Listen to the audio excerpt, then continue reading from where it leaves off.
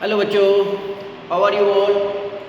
सो बेटा, हम लोग कर रहे हैं decoding of NCERT, line to line explanation of NCERT text book of chapter D and F block elements, chemistry class +2। Now आज जो हम लोग डिस्कस करने जा रहे हैं वो है from the NCERT general properties of transition elements. Now सबसे पहले आता है फिजिकल प्रॉपर्टीज। अब क्या बोल रही है एनसीईआरटी आपकी, कहता है nearly all the transition elements display typical metallic properties. मतलब कहने का जो ट्रांजिशन एलिमेंट्स हैं, D block elements, group number 3 to 11 transition elements. 12th group elements are not considered as transition elements because they have fully filled D subshell. As we already discussed in the last video, that transition elements are those which have incomplete D subshell, or you can say incomplete D configuration, है ना। Now, अब general properties, तो transition elements typical metallic property show करते हैं। Typical metal मतलब purely metallic properties. कौन कौन सी? High tensile strength, ductility, malleability, high thermal and electrical conductivity, metallic lustre. These are all the properties of metals as we already studied in the class 9, 10 etc. Now with exception of zinc, cadmium, mercury and manganese। Zinc, cadmium, mercury के बारे में तो हमने already discuss किया था कि ये transition metals होती नहीं है। एक और आ गई, दैट इज मैग्नीज। अब manganese they have one or more typical metallic structures at normal temperatures. इनकी एक्चुअली जो स्ट्रक्चर्स रहती हैं, क्रिस्टल स्ट्रक्चर जिनको हम बोलते हैं, वो नॉर्मल टेम्परेचर पे ही वन और मोर टिपिकल, एक से ज़्यादा स्ट्रक्चर शो करती हैं। अब ये आप टेबल देख पा रहे होंगे यहाँ पे, तो जरा ध्यान से ऑब्जर्व करिए इस टेबल को। ये structural analysis, that is metallic crystal lattices और crystal structures of transition elements की बात होगी। सबसे पहले स्कैंडियम की बात करेंगे। हेक्सागोनल क्लोज पैक्ड स्ट्रक्चर होती है जो स्कैंडियम मेटल की जो क्रिस्टल स्ट्रक्चर है, मेटालिक लैटिस है, वो हेक्सागोनल क्लोज्ड पैक्ड स्ट्रक्चर। जो डिफरेंट स्कैंडियम एटम्स होते हैं वो हेक्सागोनली अरेंज्ड रहते हैं। क्लोज पैक्ड मतलब all the scandium atoms are present at the corners of hexagon as well as at the body centre as well as on the edges. ठीक है, BCC लिखा हुआ है इन्होंने, बॉडी सेंटर्ड क्यूबिक, मतलब बॉडी के centre में भी एक स्कैंडियम एटम प्रेजेंट रहता है। ठीक है, टाइटेनियम का भी HCP होती है, वेनेडियम की BCC, body centred cubic system. इनमें BCC इसलिए क्योंकि हेक्सागोनल क्लोज पैक्ड में क्या होता है, हेक्सागोनल शेप रहती है। जिस शेप में, जिस ज्योमेट्रिकल अरेंजमेंट में एटम्स अरेंज रहते हैं वो हेक्सागोनल होगी। एक पर्टिकुलर स्पीशीज या कुछ एटम्स जो रहेंगे वो centre of the body of the hexagon में प्रेजेंट रहेंगे। क्रोमियम की BCC रहती है, body centred cubic structure, cubic होती है। उन दोनों की क्या थी, हेक्सागोनल, उनकी क्यूबिक है। मैग्नीज के केस में देखिए, ये देखिए दो है, BCC और CCP। BCC मतलब बॉडी सेंटर्ड क्यूबिक सिस्टम की है, और CCP मतलब cubic closed packed structure. Cubic closed packed का मतलब है क्यूबिक स्ट्रक्चर, हर कॉर्नर के ऊपर atoms, metal atom as well as हर फेस के ऊपर एटम प्रेजेंट रहेंगे। इसको बोलते हैं closed packed, cubic closed packed. सभी एटम्स कॉर्नर्स पे भी रहेंगे एज वेल एज फेसेस को भी ऑक्यूपाई करेंगे। Each face will also gets occupied by the atom. तो दो स्ट्रक्चर्स आ गई, BCC और CCP, किसकी, मैग्नीज की। सिमिलरली आयरन की BCC होती है, कोबाल्ट की CCP cubic closed packed structure होती है, निकल की भी CCP, कॉपर की भी, और जिंक के केस में हेक्सागोनल क्लोज्ड पैक्ड रहती है। Hexagonal closed packed structure. इसी तरह से कैडमियम की भी हेक्सागोनल क्लोज पैक्ड रहती है। बाकी जब दूसरों की बात करें, यटर्बियम, जिरकोनियम HCP HCP रहती है, लैंथेनम की HCP होती है, हफेनियम की HCP रहती है। ठीक है, बाकी सभी में सिंपल रहती है। ये आपकी स्ट्रक्चरल एनालिसिस रहती है ट्रांजिशन मेटल्स के केस में। ठीक है ना। Zinc, cadmium, mercury, manganese, they have one or more typical metallic structures at normal temperatures. With exceptions of zinc, cadmium, mercury and manganese को छोड़कर ट्रांजिशन मेटल्स है one or more typical metallic structures exist कर सकती हैं, इनको छोड़कर zinc, cadmium, mercury और इधर मैंगनीज। ठीक है, this is the case. Now आगे चलते हैं। ये सारा दिया हुआ है, ये जो X लिखा हुआ है टिपिकल मेटल स्ट्रक्चर, मतलब ये जो आपका मर्करी है इसकी टिपिकल मेटालिक स्ट्रक्चर होती है। इसी तरह से ऊपर भी आपने देखा होगा ये टेबल, जब आप देखते हो जहां जहां पे X लिखा हुआ है, X, ये X है, ये X है, ये X है और ये है, तो जिंक, कैडमियम, मर्करी और मैंगनीज, इन तीनों की टिपिकल मेटल स्ट्रक्चर है, टिपिकल मेटालिक स्ट्रक्चर।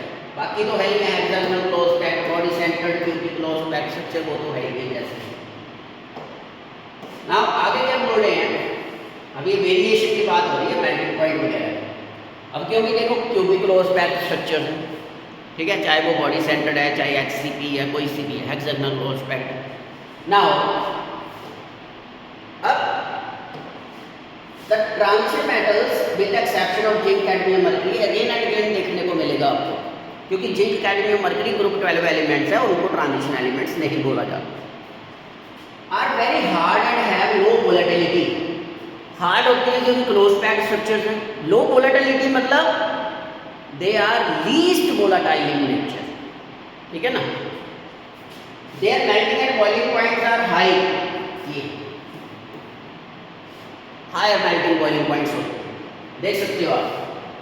जब हम बात करते हैं टाइटेनियम से, टाइटेनियम, वेनेडियम, क्रोमियम इंक्रीज करा, फिर डिक्रीज करा, मैग्नीज एक्सेप्शन आ गई, देन आयरन, कोबाल्ट, प्लेटिनम, निकल, और उसके बाद कॉपर का लास्ट तक वो नीचे चली जाती है, क्योंकि वो आ जाती है कन्फिग्रेशन बेस्ड।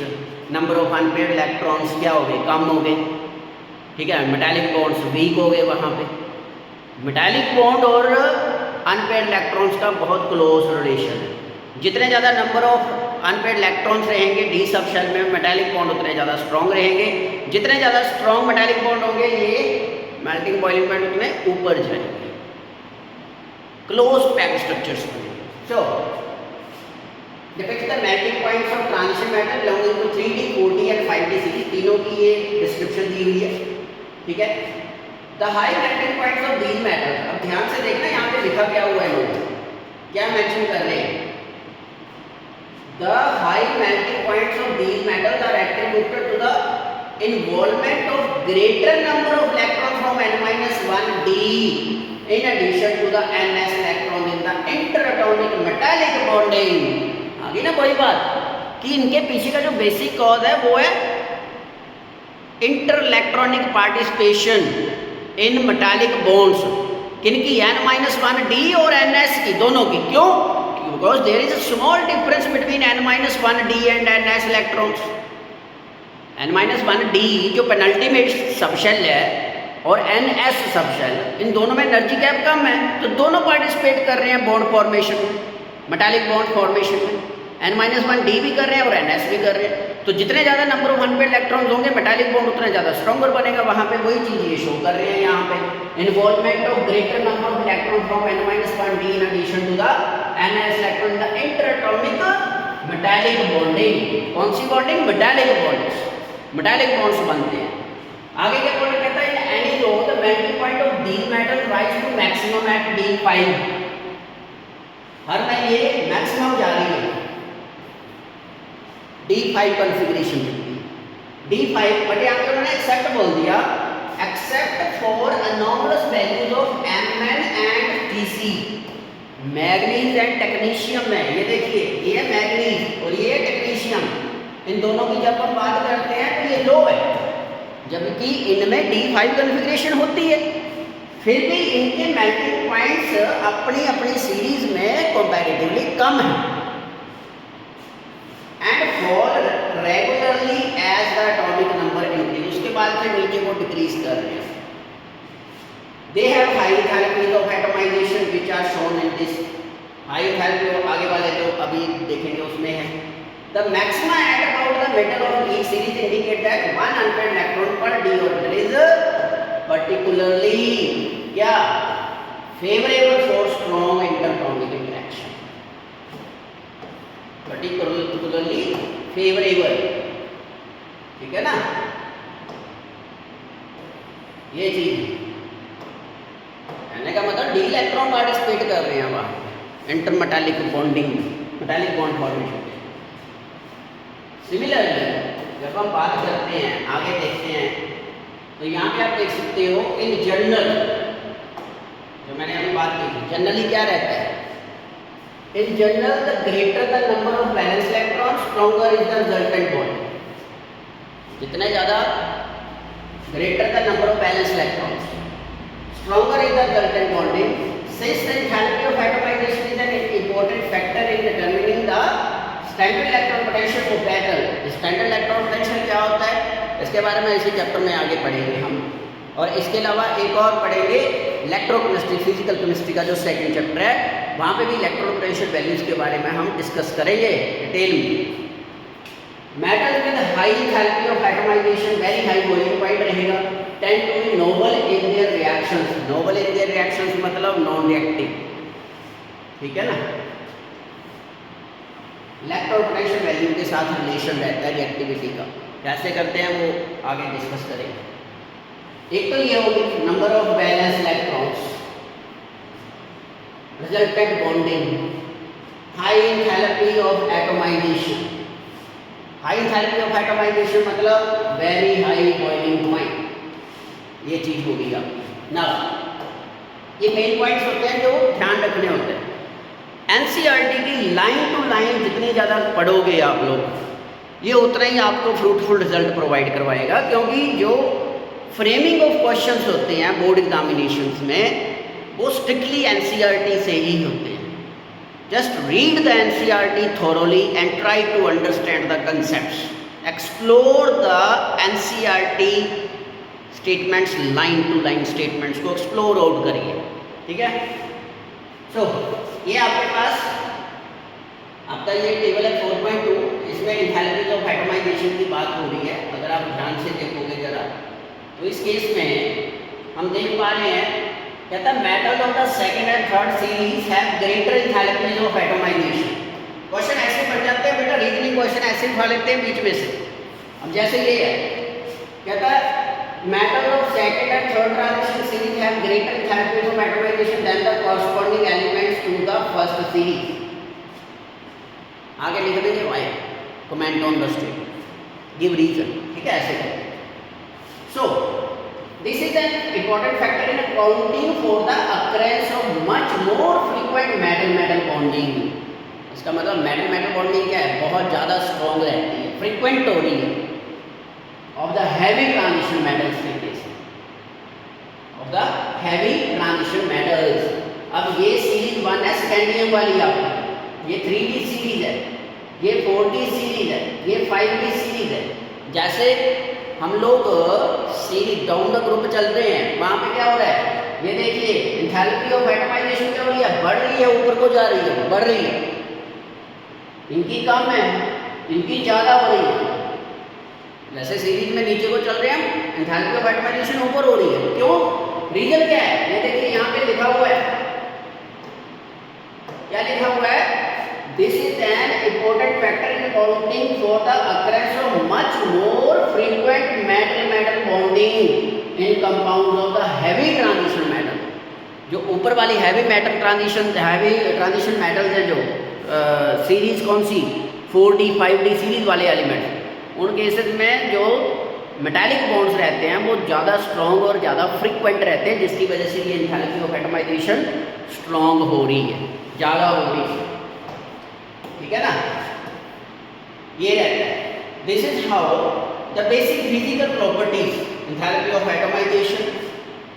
इसके अलावा ये मेल्टिंग पॉइंट्स वेरी करते हैं। तो यहाँ इसमें आप लोगों ने नटशेल में क्या रिजल्ट निकाला इन दोनों कंसेप्ट में? एक कॉमन चीज उभर के आ रही है, कौन सी?